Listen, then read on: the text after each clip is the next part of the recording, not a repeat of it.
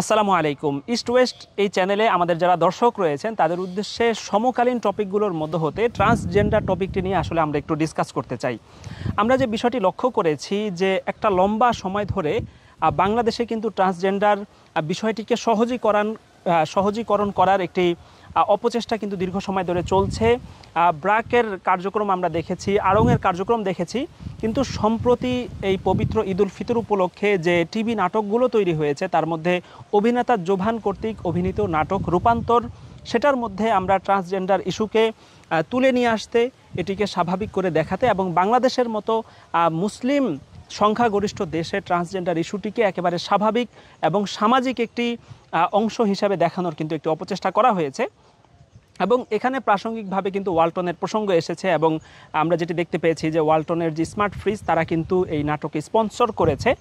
যদিও তুমুল সমালোচনার মুখে আসলে ওয়ালটন কর্তৃপক্ষ বিবৃতি দিয়ে জানিয়েছে যে তারা আসলে অজ্ঞতাবশত এখানে তারা স্পন্সর করেছিল এবং মূলত যারা বিজ্ঞাপনী সংস্থা যারা রয়েছে যাদের মাধ্যমে আসলে বিজ্ঞাপন প্রদান করা হয় বা প্রদর্শন করা হয়, সেই বিজ্ঞাপনী সংস্থা আসলে ওয়ালটন কর্তৃপক্ষকে সময় মতো সঠিক বিষয়টি অবহিত না করার কারণে এই ঘটনাটি ঘটেছে বলে ওয়ালটন জানিয়ে বিবৃতি দিয়েছে।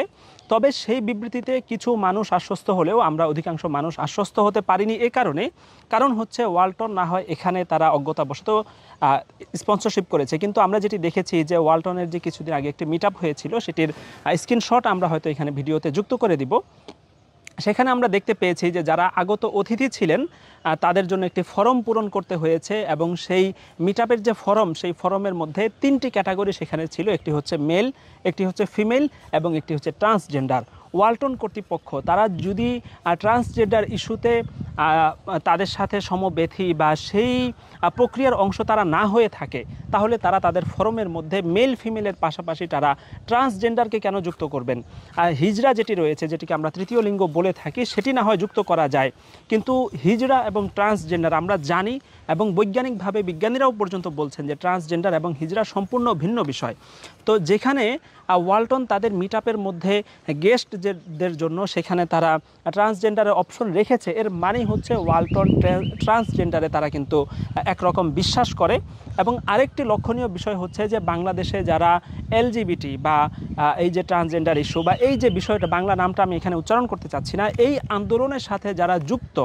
যারা বাংলাদেশের মতো মুসলিম সংখ্যাগরিষ্ঠ দেশে ট্রান্সজেন্ডার ইস্যুকে একেবারে সহজীকরণ করার অপচেষ্টায় জড়িত, তাদের মধ্যে শীর্ষ একজন ব্যক্তিকে কিন্তু ওয়ালটনে চাকুরি দেওয়া হয়েছে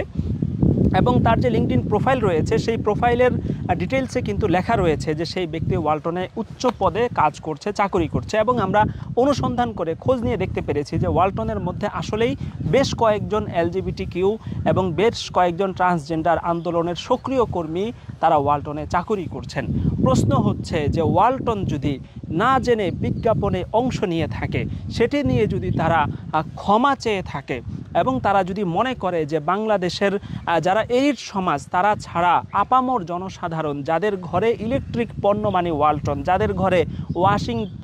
মেশিন, যাদের ঘরে এসি, যাদের ঘরে ফ্রিজ থেকে শুরু করে ব্লেন্ডার থেকে শুরু করে মোবাইল থেকে শুরু করে ইলেকট্রিক পণ্যের বিকল্প হিসাবে বা দেশীয় পণ্যের চাহিদা হিসাবে যারা ওয়ালটনকে ব্যবহার করে থাকে, তারা এখন ওয়ালটন বয়কটের ডাকে সামিল যদি হয়, তাহলে ওয়ালটনের ব্যবসা যেভাবে ধসে পড়বে, সেই ধস থেকে রক্ষার জন্য, সেই পতন ঠেকানোর জন্য ওয়ালটন যদি বিবৃতি দিয়ে থাকে, তাহলে প্রশ্ন হচ্ছে তাদের সেই কোম্পানিতে ট্রান্সজেন্ডার সদস্যদেরকে তারা যে চাকুরি দিয়েছে তাদেরকে তারা সেখান থেকে চাকুরিচ্যুত করবেন কিনা? তারা যে তাদের মিট আপের মধ্যে ট্রান্সজেন্ডারের অপশন রেখেছেন, সেই অপশনের ব্যাপারে তাদের কোনো ক্লিয়ার বক্তব্য পাওয়া যাবে কিনা সেটি জানার জন্য কিন্তু মানুষ অপেক্ষায় রয়েছে। এবং ওয়ালটন কর্তৃপক্ষ যদি তাদের সেই অবস্থান পরিষ্কার না করেন, তারা কিন্তু আসলে এই বিজ্ঞাপনের বিষয়ে একটি সংক্ষিপ্ত বিবৃতি দিয়েছেন, কিন্তু এখন যে প্রশ্নটি বৃহৎ আকারে তৈরি হয়েছে, যেখানে ওয়ালটনের ট্রান্সজেন্ডাররা চাকরি করছে, যেখানে ওয়ালটনের মিট আপের মধ্যে ট্রান্সজেন্ডারদের জন্য মেল ফিমেলের পাশাপাশি একটি তৃতীয় লিঙ্গ হিসাবে হিজড়ার পরিবর্তে সেখানে ট্রান্সজেন্ডার অপশনটি রাখা হয়েছে, এই যে বড় একটি বিতর্ক এবং বড় একটি প্রশ্নবোধক চিহ্ন তৈরি হয়েছে, সে বিষয়ে ওয়ালটন কর্তৃপক্ষ কি বিবৃতি দেন এবং তারা তাদের বিষয়টি কতটুকু স্পষ্ট করেন সেটি জানার অপেক্ষায় কিন্তু মানুষ রয়েছেন। এবং সেটি যদি ওয়ালটন পরিষ্কার না করে, তাহলে বাংলাদেশে ট্রান্সজেন্ডার ইস্যুতে ওয়ালটন তাদেরকে সমর্থন করছে এমন একটি বিষয় কিন্তু আসলে প্রমাণিত হবে। এবং সেটি যদি প্রমাণিত হয়, তাহলে বয়কটের যে আন্দোলন চলছে, যেখানে ইসরায়েলকে বয়কটের প্রসঙ্গ আসছে, যেখানে ভারতকে বয়কটের প্রসঙ্গ আসছে, যেখানে পেপসি কোকাকোলা বয়কটের প্রসঙ্গ আসছে, সেখানে কিন্তু এখন ওয়ালটন বয়কট দেশীয় পণ্য হিসেবে যারা দেশের মানুষের ঘরে ঘরে পৌঁছে গিয়েছিল, সেই ওয়ালটন যদি বয়কটের শিকার হয় তাহলে একদিকে কিন্তু ওয়ালটনের নিজেরও লস, তারা বিপুল পরিমাণ লসের মুখে পড়বেন, এবং একই সাথে বাংলাদেশে ওয়ালটনের মতো বৃহৎ একটি ইলেকট্রিক ব্র্যান্ড গড়ে উঠেছিল, যেটি আসলে আমাদের বাংলাদেশের সমস্ত মানুষের জন্য গর্বের বিষয় ছিল, সেটিও কিন্তু আসলে আমাদের দেশের মানুষের জন্য অত্যন্ত দুঃখজনক হবে। কিন্তু বাংলাদেশের মানুষ তারা সবার আগে তাদের ধর্মীয় এবং ইমানি আবেগ এবং ধর্মীয় চাহিদাকে কিন্তু তারা মূল্যায়ন করবেন। সেজন্য আমরা আশা করছি ওয়ালটন কর্তৃপক্ষ পুরো বিষয়টি নিয়ে খুব শীঘ্র একটি বিবৃতি দিয়ে বিষয়টি পরিষ্কার